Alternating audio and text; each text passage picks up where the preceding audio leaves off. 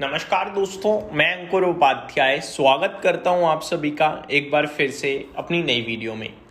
Markets में काफ़ी high volatility है। निफ्टी ने अपना मॉर्निंग का लो ब्रेक किया और वहां से दोबारा 100 पॉइंट्स की रिकवरी भी आते हुए दिख रही है।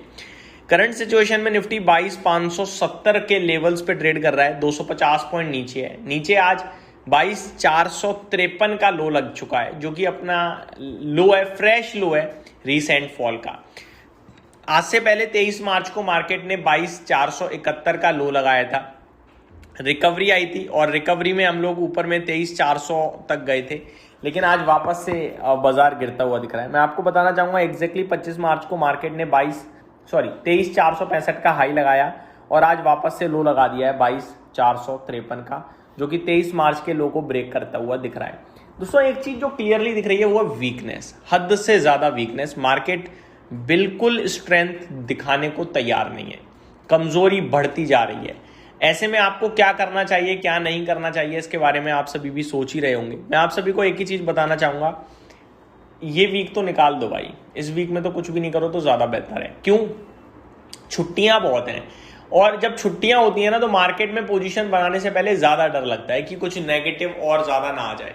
अगर आप यूएस, इजराइल, ईरान की बात करें तो इनसे तो कोई पॉजिटिव संकेत अभी तक नहीं आए हैं।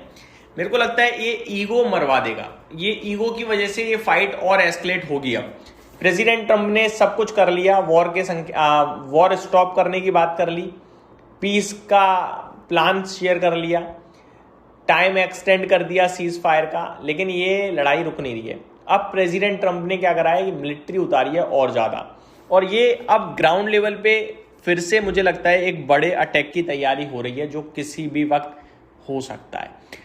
मार्केट इसके संकेत दे रहा है दोस्तों, क्योंकि अगर आप कच्चे तेल की बात करें तो ये $115 के पार निकल गया है। एक समय था कि $110, $115 आ रहा था और वापस तुरंत गिर जाता था, लेकिन आज की डेट में $115, $112 पे आराम से सस्टेन कर रहा है। ये अच्छे साइन नहीं है। 2.5% की तेजी आज भी कच्चे तेल में, $115.28 प्रति बैरल पे कच्चा तेल ट्रेड कर रहा है। आज का हाई 116.75 का है, आज का लो 113.80 का है। तो अगर आप नोटिस करें तो गिर नहीं रहा, छोटी रेंज में ऊपर है, टिक रहा है, डटा हुआ है।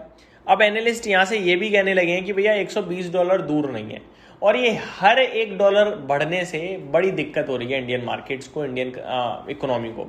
इवन पूरी दुनिया को भी परेशानी कम नहीं है दोस्तों, बहुत हाई है।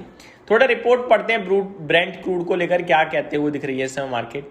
Oil gains with Brent heading for record monthly surge as Trump reportedly eyes Iran energy control.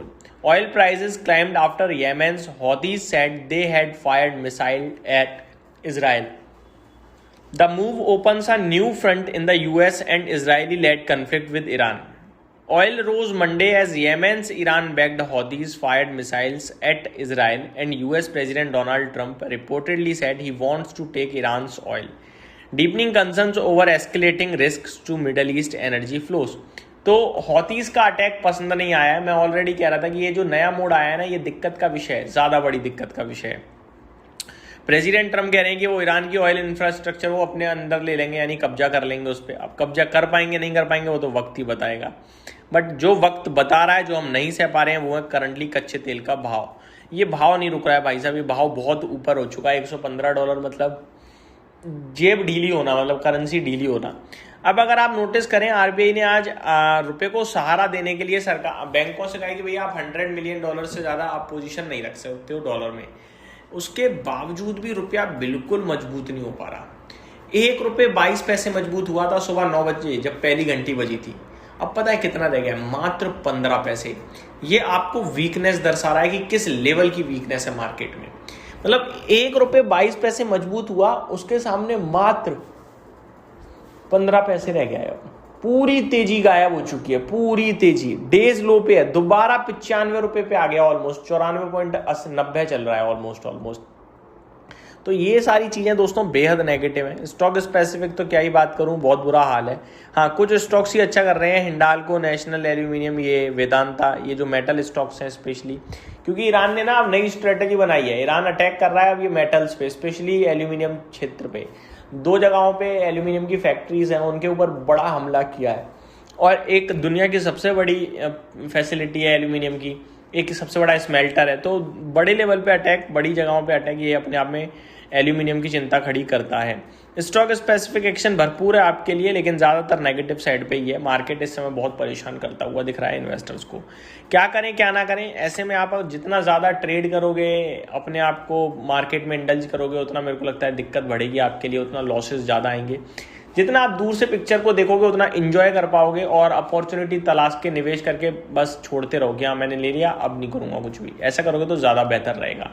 ये मेरी तरफ से आपके लिए अपडेट है, उम्मीद करता हूँ डिटेल्स पसंद आई होंगी। Thank you so much for watching this video, have a great day guys.